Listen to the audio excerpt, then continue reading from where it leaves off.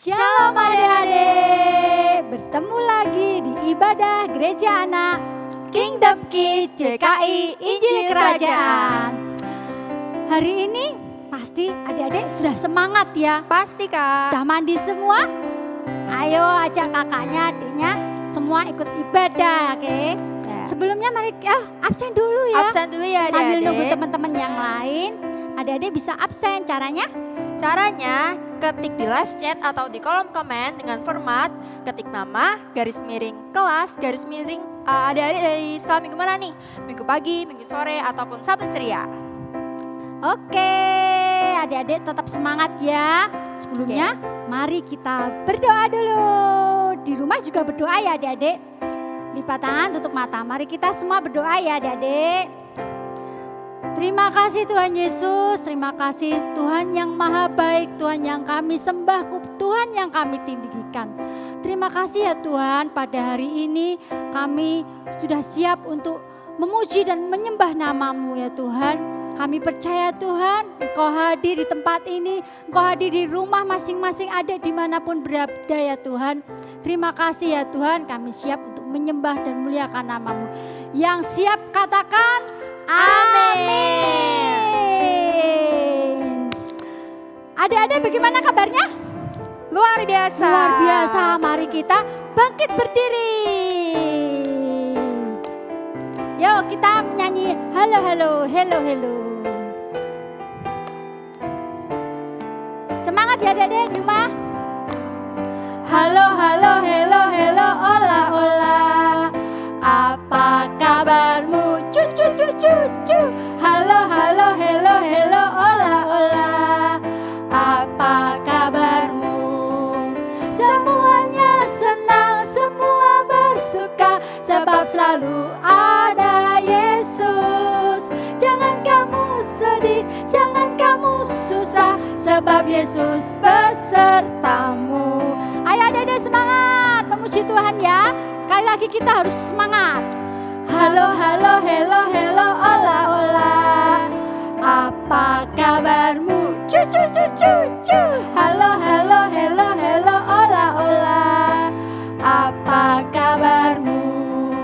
Semuanya senang, semua bersuka, sebab selalu ada Yesus. Jangan kamu sedih, jangan kamu susah, sebab Yesus besertamu. Semuanya senang, semuanya senang, semua bersuka, sebab selalu ada Yesus. Jangan kamu sedih, jangan kamu susah, sebab Yesus besertamu. Sebab siapa? Sebab Yesus besertamu. Sebab Yesus besertamu. Yeay. Kita harus senang ya, karena Pasti Kak. Tuhan Yesus selalu beserta kita. Senang gak Kak jadi anak Tuhan? Senang banget dong Kak. Senang Harus ya? senang. Adik-adik senang tidak jadi anak Tuhan? Pasti senang ya. Yang senang jadi anak Tuhan tetap semangat. Ayo berdiri, masih berdiri kan? Ayo bangkit memuji Tuhan. Yo, kita muji Tuhan lagi. Semangat ya adik-adik. Harus semangat Kak. Aku senang jadi anak Tuhan, aku senang jadi anak Tuhan, aku senang jadi anak Tuhan tak boleh bohong. Bohong, bohong, bohong itu dosa, bohong, bohong, bohong itu dosa, bohong, bohong, bohong itu dosa. Anak Tuhan tak boleh bohong. Aku senang jadi anak Tuhan, aku senang jadi anak Tuhan, aku senang jadi anak Tuhan tak boleh bohong. Bohong, bohong, bohong itu dosa, bohong, bohong, bohong itu dosa, bohong, bohong, bohong itu dosa. Anak Tuhan tak boleh bohong. Anak Tuhan tak boleh bohong. Iya, jadi jadi anak Tuhan Nggak gak boleh boleh bohong. Oh iya Kak, Apa tema itu, Kak? kita hari ini apa Kak? Berani dalam kebenaran. Iya, kita harus berani menyatakan kebenaran. Benar sekali Kak. Kak Rina jadi ingat tuh Apa itu Kak? yang di Gua Singa tuh siapa Kak namanya Kak? Ayo adik-adik tahu nggak Ayo siapa? siapa yang di Gua Singa? Adik-adik pasti tahu kan siapa? Betul, Daniel ya. Daniel itu berani menyatakan kebenaran ya. Mari kita berani seperti Daniel. Yo, memuji Tuhan. Beranilah seperti Daniel yang pegang terus kebenaran, meskipun di goa singa tetap percaya Tuhan. Beranilah seperti Daniel yang pegang terus firman Tuhan, meskipun di goa singa tetap percaya Tuhan. Yo adik-adik juga harus semangat ya di rumah. Ayo Harus semangat. berani seperti Daniel menyatakan kebenaran. Yo nyanyi lagi.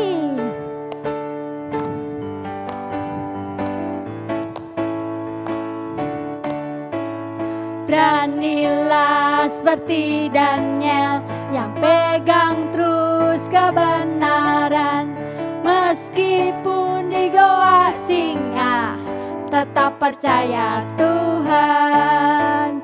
Beranilah seperti Daniel yang pegang terus firman Tuhan, meskipun di goa singa tetap percaya Tuhan. Tetap percaya siapa? Tetap percaya Tuhan. Tetap percaya Tuhan. Yeay. Adik-adik harus berani menyatakan kebenaran ya. Walaupun misalnya gini, kalau teman-teman di kelas mungkin ada yang mencontek, adik-adik Nggak boleh. nggak boleh ya. Walaupun kadang teman, gaya nggak mau nyontek gitu. Tapi kita harus berani tampil beda. Berani tampil beda itu ya berani menyuarakan kebenaran ya. Kalau misalnya ada yang iblis mengganggu, kita harus menolak ya. Kita harus berani tampil beda. Yo semangat adik-adik. Saat iblis menggodaku, aku tolak itu dalam nama Yesus. Saat iblis merayuku, lalu ku berdoa dalam nama Yesus. Ku kuat karena kasih-Nya, firman-Nya teguhkanku. Ku berdiri sebagai pemenang. Aku berani tampil beda. Adik-adik di rumah lebih semangat lagi. Ya, semangat ya. Saat iblis merayuku, Aku tolak itu dalam nama Yesus. Saat iblis merayuku, aku pun berdoa dalam nama Yesus. Ku kuat karena kasih-Nya, firman-Nya teguhkanku. Ku berdiri sebagai pemenang. Aku berani tampil beda. Yeay, kita harus berani tampil beda. Adik-adik, kalau kita berani menyatakan kebenaran, Tuhan Yesus senang enggak? Pasti senang dong Kak. Iya, karena hidup kita itu untuk menyenangkan Tuhan. Jadi kita harus berani menyatakan kebenaran dimanapun juga. Di Benar, rumah, di sekolah, di lingkungan tetangga. Kita harus berani menyatakan kebenaran. Mari kita menyenangkan Tuhan.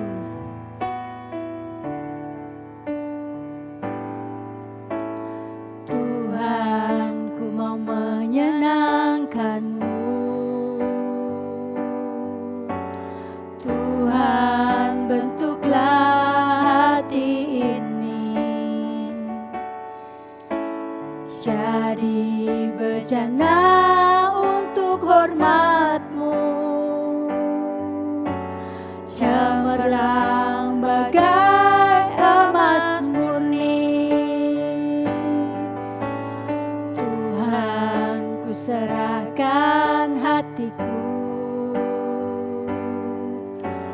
semua ku berikan padamu. Kuduskan hingga tulus selalu, agar aku menyenangkanmu, menyenangkanmu, senangkanmu. Hanya itu kerinduanku, menyenangkanmu, senangkan hatimu. Hanya itu kerinduanku. Tuhan, ku mau menyenangkanmu. Tuhan, bentuklah hati ini jadi berjana untuk hormat-Mu, cemerlang bagai emas murni. Tuhan, ku serahkan hatiku, semua ku berikan padamu. Semua Ku berikan padamu. Kuduskan hingga tulus selalu, agar aku menyenangkanmu, menyenangkanmu, senangkanmu. Hanya itu kerinduanku, menyenangkanmu, senangkan hatimu. Hanya itu kerinduanku, menyenangkanmu Tuhan, menyenangkanmu, senangkanmu. Hanya itu kerinduanku, menyenangkanmu, senangkan hatimu. Hanya itu kerinduanku.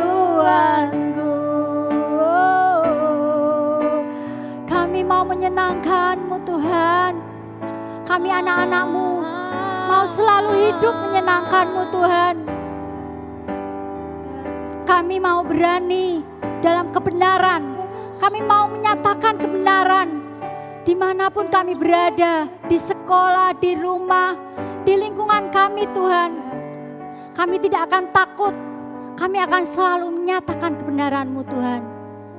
Bentuklah hati kami ya Tuhan, kuduskanlah agar kami selalu menyenangkan-Mu Tuhan.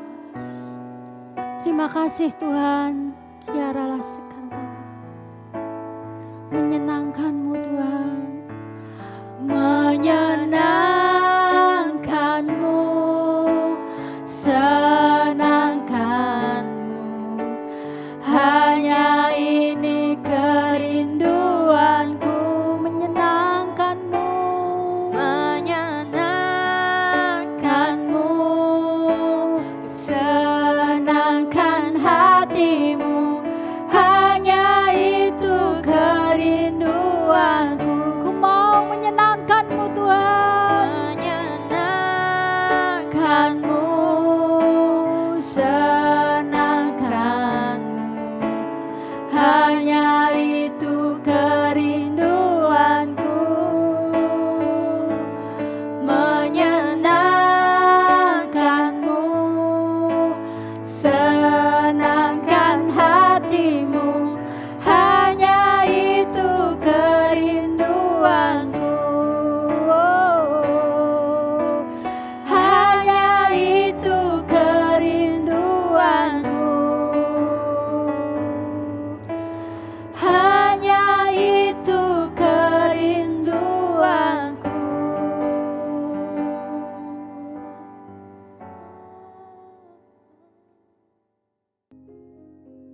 Shalom adik-adik yang terkasih di dalam Tuhan, salam sehat bagi kita semuanya ya. Perkenalkan, nama saya Haral atau biasa dipanggil dengan Kak Haral. Adik-adik, sebelum kita mendengarkan firman Tuhan terlebih dahulu, mari adik-adik kakak ajak kalian semua adik-adik untuk berdoa bersama-sama. Ayo. Terima kasih ya Tuhan untuk hari ini, untuk semua kasih sayang-Mu terhadap kami pribadi lepas pribadi. Terima kasih ya Tuhan, sebentar lagi kami akan belajar tentang firman-Mu. Biarlah firman-Mu itu menjadi pembelajaran yang baru di dalam kehidupan kami. Terima kasih ya Tuhan, dalam nama Tuhan Yesus kami sudah berdoa dan mengucap syukur. Haleluya, amin. Dalam kesempatan yang luar biasa ini, kakak mau berbagi sharing tentang kebenaran firman Tuhan dan sedikit kisah hidup kakak bersama dengan Tuhan. Dan tema kita hari ini adalah berani dalam kebenaran. Berarti berani dalam kebenaran berarti kita berani melakukan sesuatu untuk berbuat benar dan mempertahankan kebenaran itu. Kakak ulangi, berani dalam kebenaran. Berarti kita berani melakukan sesuatu untuk berbuat benar dan mempertahankan kebenaran itu. Tetapi sebagai anak Tuhan, tentunya kita memiliki kebenaran yang sejati. Ayo kakak mau tanya kepada adik-adik, tahu nggak kebenaran sejati itu siapa? Ayo. Ya benar, kebenaran sejati itu adalah Tuhan Yesus itu sendiri. Jadi kita sebagai anak Tuhan, jadi setiap kita mengucapkan sesuatu, setiap tingkah laku kita harus bersumber pada kebenaran sejati itu, yaitu Tuhan Yesus. Adik-adik, kakak ambil salah satu contoh tokoh di Alkitab yang sangat menentang dan membenci pengikut Yesus. Tetapi setelah dia bertemu dengan kebenaran yang sejati itu, dia bertemu dengan Tuhan Yesus, semua yang dia perbuat itu terbalik adanya. Yang dulunya dia menjadi seorang pembenci dan akhirnya dia menjadi seorang pengikut dan mengabarkan Injil kemana-mana. Siapakah tokoh itu? Adik-adik tahu? Ayo, siapa tokoh itu? Ya, tokoh itu adalah Paulus. Adik-adik, kisah tentang pertobatan Paulus ini ditulis di Alkitab di dalam Kisah Rasul 19 ayat 1 sampai dengan 18 tentang pertobatan seorang Paulus. Nanti kita baca ya masing-masing di rumah. Kita tahu ya adik-adik, Paulus ini seorang yang pemberani dalam kebenarannya sendiri. Ingat, Paulus ini adalah seorang yang pemberani dalam kebenarannya sendiri sebelum dia bertemu dengan Yesus atau kebenaran sejati itu. Paulus tekun menjalankan hukum Taurat. Paulus juga merupakan orang yang paling ditakuti para pengikut Yesus. Dan Paulus memenjarakan semua orang yang percaya kepada Yesus. Tidak hanya anak-anak, orang dewasa, laki-laki atau perempuan, semuanya ditangkap Paulus dan dipenjarakan asal dia percaya kepada Yesus. Oleh karena itu, imam besar memberi dia wewenang untuk menangkap semua orang yang percaya kepada Yesus. Bayangkan ya adik-adik, si Paulus sebelum dia bertemu dengan kebenaran yang sejati atau sebelum dia ketemu dengan Tuhan Yesus. Wow. Dan akhirnya Paulus, dalam perjalanan Paulus ke Damsyik, Paulus bertemu dengan Tuhan Yesus itu sendiri. Dia bertemu dengan kebenaran yang sejati. Dan pada saat pertemuan itu, Paulus tidak bisa melihat adik-adik. Bahkan Paulus tidak bisa makan dan minum selama 3 hari. Tetapi lewat seorang Ananias, Tuhan menyembuhkan dia. Lalu Paulus memberikan dirinya untuk dibaptis dan Paulus pergi untuk mengabarkan berita tentang Tuhan Yesus. Wow, ini sebuah kejadian yang luar biasa ya di dalam kehidupan Paulus. Perubahan Paulus itu mengejutkan banyak orang. Bahkan perubahan Paulus itu banyak yang curiga bahwa loh, Paulus ini kok dulunya dia seorang pembenci pengikut Yesus dan sekarang ternyata dia menjadi pengikut dan bahkan menyebarkan ajaran-ajaran Yesus di mana-mana. Walaupun dia sering dicurigai oleh orang, tetapi Paulus itu tetap berdiri pada, dia tetap berani dalam kebenaran walaupun nyawa dan keselamatannya terancam, adik-adik. Itu tadi sebuah contoh dari tokoh Alkitab yang sangat luar biasa, yaitu Paulus ya adik-adik. Nah sekarang adik-adik, kakak mau ambil contoh dalam kehidupan kita sehari-hari. Contohnya misalnya berani kita berkata jujur, atau kita berani untuk mengatakan yang sebenarnya. Kenapa kakak ambil contoh berani kita berkata jujur atau berani kita mengatakan yang sebenarnya? Karena kebenaran kita yang sejati, yaitu Tuhan Yesus, selalu mengajarkan kita untuk selalu berkata jujur dan mengatakan apa yang sebenarnya. Kakak mau kasih kesaksian tentang kehidupan kakak yang dahulu. Dahulu sebelum kakak mempunyai sepeda motor, kakak ini sering pinjam sepeda motor milik saudara kakak. Kebetulan saudara kakak ini memiliki beberapa sepeda motor. Dan pada suatu hari kakak ada keperluan, seketika kakak meminjam sepeda motor dari saudara kakak ini.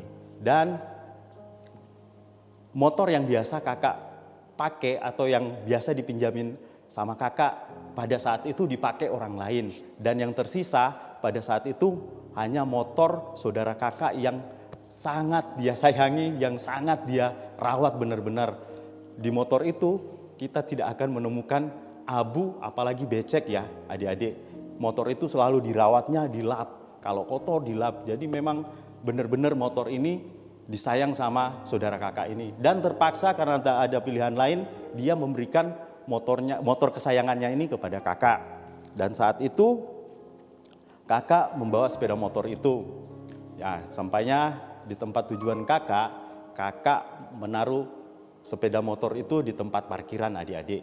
Setelah di tempat parkiran, kakak berjalan ke tujuan kakak, dan setelah kira-kira 7 menit 10 menit gitu, berbunyi prak. Ternyata kakak melihat ke belakang di tempat parkiran itu, motor yang kakak bawa punya milik saudara kakak itu terjatuh. Kakak kaget, panik, dan kakak berlari ke tempat parkiran motor yang jatuh itu. Saat sesampainya kakak di tempat parkiran motor, kakak angkat motor tersebut, kakak periksa semuanya.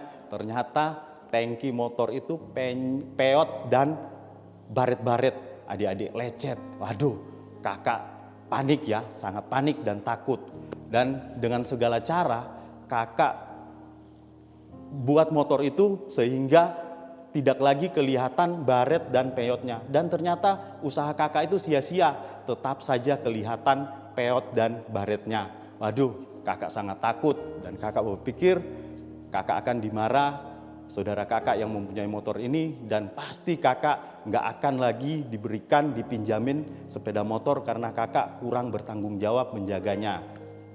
Ya adik-adik, kira-kira 1-2 hari, dan akhirnya kakak menaruh motor itu secara diam-diam ya adik-adik. Sampai di rumah kakak diam-diam taruh, parkir, dan pergi. Ya 1-2 hari belum ketahuan.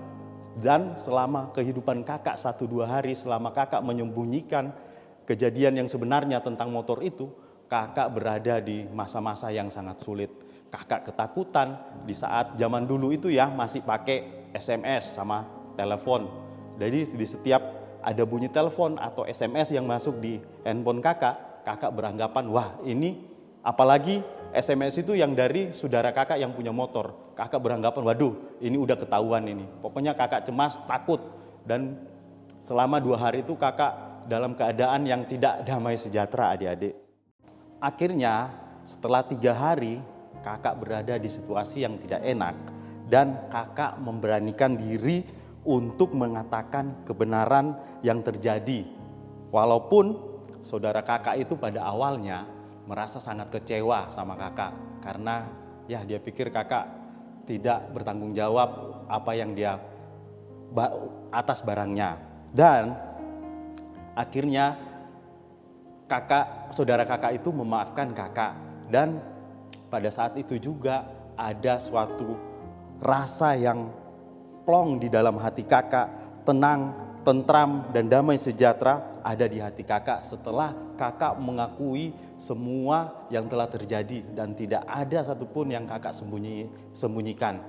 Di situ hati kakak terasa plong dan damai sejahtera Tuhan itu melingkupi hati kakak. Jadi adik-adik, kakak mau pesan kepada kalian semua bahwa selalu jangan menyembunyikan sesuatu kebenaran.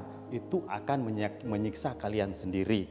Ayo, kakak ada satu ayat yang sangat memberkati hidup kakak dan sangat menguatkan kakak, yaitu kita buka Alkitabnya bersama-sama ya adik-adik di Yesaya 32 ayat 17. Kakak ulang sekali lagi, Yesaya 32 ayat 17. Mari kita baca bersama-sama ya adik-adik. Di mana ada kebenaran, di situ akan tumbuh damai sejahtera. Dan akibat kebenaran ialah ketenangan dan ketentraman untuk selama-lamanya. Kakak ulangi lagi ya adik-adik, Yesaya 32 ayat 17. Di mana ada kebenaran, di situ akan tumbuh damai sejahtera. Dan akibat kebenaran ialah ketenangan dan ketentraman untuk selama-lamanya.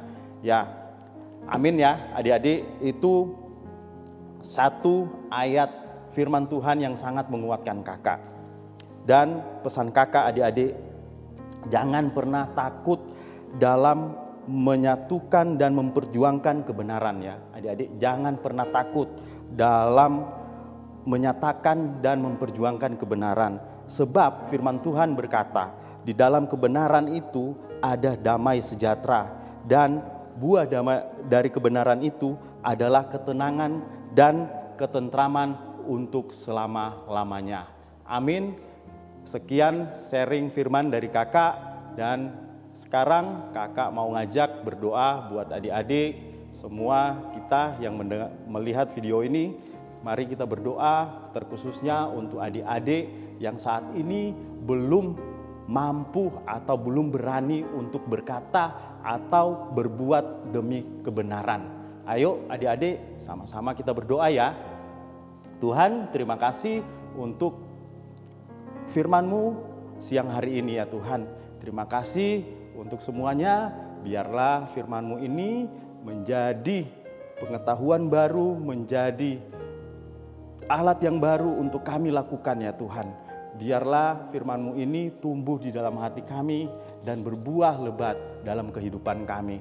Terima kasih ya Tuhan, kami hamba-Mu mau berdoa juga buat anak-anak yang saat ini belum berani mengatakan apa yang sebenarnya yang masih ada mereka sembunyi ya Tuhan.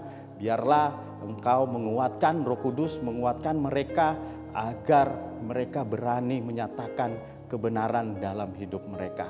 Terima kasih ya Tuhan, ampunilah semua dosa dan kesalahan kami yang telah kami perbuat melawan kehendak-Mu. Di dalam nama Tuhan Yesus kami sudah berdoa dan mengucap syukur. Haleluya. Amin. Halo adik-adik, saatnya kita bermain games. Untuk games hari ini kita akan bermain mencari jumlah gambar sesuai yang diperintahkan. Misalnya nanti Kak Stella bakal tanya, kira-kira ada berapa jumlah pohon yang adik-adik dapat temukan di gambar ini? Nah nanti adik-adik bisa cari tuh, dihitung ada berapa sih pohon yang bisa ditemukan di dalam gambar. Nanti seperti biasa adik-adik bisa menjawab di kolom komentar dengan format nama, kelas, nama sekolah minggu, dan jawabannya. Nah kakak akan kasih contoh langsung ya adik-adik. Nah di gambar Taman Eden ini adik-adik bisa lihat tuh ada macam-macam kan ya di gambar. Nah kakak minta adik-adik untuk menghitung ada berapa jumlah orang yang dapat ditemukan di gambar Taman Eden ini. Nah adik-adik bisa hitung nih ada berapa ya kira-kira.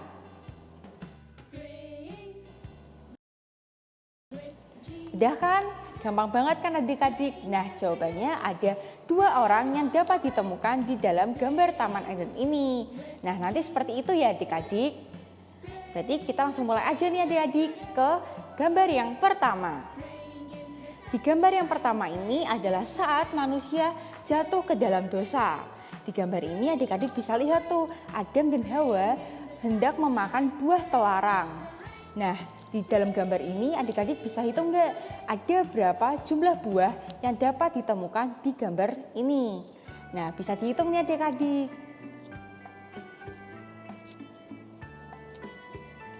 Gampang banget kan adik-adik, bisa kelihatan langsung tuh. Ada buahnya, ada macam-macam nih. Ada berapa tuh jumlahnya totalnya? Nah, udah yang bener nih, jawabannya adalah 6. Jadi di gambar ini ada buah nanas, pisang, anggur, stroberi, semangka, sama apel adik-adik. Nah, kita lanjut ke pertanyaan yang kedua. Di gambar yang kedua ini adalah saat Musa membuat ular tembaga adik-adik. Nah, tetapi di gambar ini ada ular-ular lainnya nih adik-adik. Coba adik-adik hitung dong, ada berapa sih jumlah ular yang bisa ditemukan di gambar ini.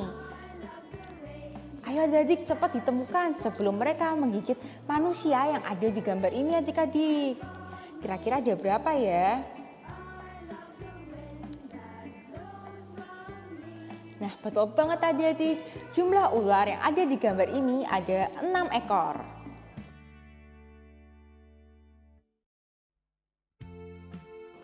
Untuk gambar selanjutnya adalah di saat Tuhan Yesus mengajar banyak orang adik-adik. Nah, di gambar ini adik-adik bisa hitung nggak nih ada berapa jumlah orang yang mendengarkan Tuhan Yesus saat berfirman. Ayo adik-adik coba dihitung ada berapa nih yang mendengarkan Tuhan Yesus. Banyak ya, tapi bisa coba dihitung ada 1, 2, atau ada berapa nih adik-adik? Ada 5, atau berapa ya kira-kira? Nah, kita hitung bareng-bareng ya adik-adik. Jawabannya ada 9 orang yang mendengarkan Tuhan Yesus saat sedang mengajar. Kemudian untuk gambar yang selanjutnya adalah Musa dan semak yang menyala. Nah, adik-adik, di gambar ini tidak hanya ada Musa dan semaknya adik-adik, ada juga domba. Adik-adik bisa lihat kan, ada banyak domba nih di gambar ini. Kira-kira ada berapa ya domba yang bisa adik-adik temukan di dalam gambar ini? Coba dihitung ya adik-adik. Jangan sampai ada yang kelewat nih, coba.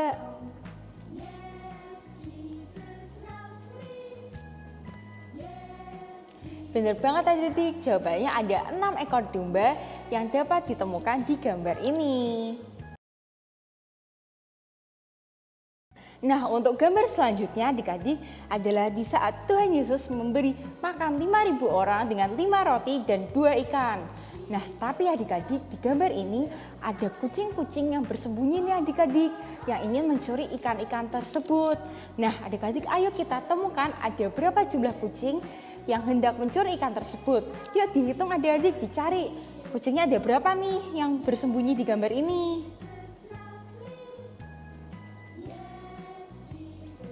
Ada berapa ya nih adik-adik? Ada banyak nih. Coba dihitung ya, jangan ada yang kelewatan loh. Kalau enggak nanti mereka bisa memakan ikan yang sudah Tuhan siapkan. Nah, betul banget adik-adik. Jawabannya ada 7 ekor kucing yang sedang bersembunyi di gambar ini. Untuk gambar selanjutnya adalah ketika Tuhan Yesus menyembuhkan orang lumpuh. Nah, di dalam gambar ini adik-adik bisa lihat tuh ada banyak orang kan, tetapi yang dihitung bukan jumlah orangnya ya adik-adik. Yang dihitung adalah berapa jumlah hewan yang dapat adik-adik temukan di dalam gambar ini adik-adik. Coba dilihat dengan teliti ya, ada berapa nih kira-kira hewan yang ikut atau hadir di kejadian tersebut.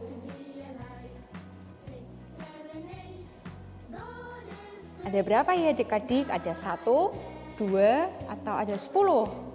Ada berapa nih? Nah, jawabannya ada 4 hewan yang dapat ditemukan di gambar ini adik-adik. Untuk gambar selanjutnya adalah gambar para gembala dan domba adik-adik. Tetapi yang dihitung bukan dombanya ya, bukan juga gembalanya. Yang dihitung adalah ada berapa jumlah bintang yang dapat adik-adik temukan di gambar ini nih adik-adik. Bisa dilihat kan itu di gambarnya ada banyak banget tuh bintangnya. Coba adik-adik dihitung tuh, jangan sampai ada yang kelewatan ya. Ada yang sembunyi juga nggak tuh kira-kira bintangnya? Yuk coba dicari ya adik-adik, jangan sampai ada yang kelewatan loh.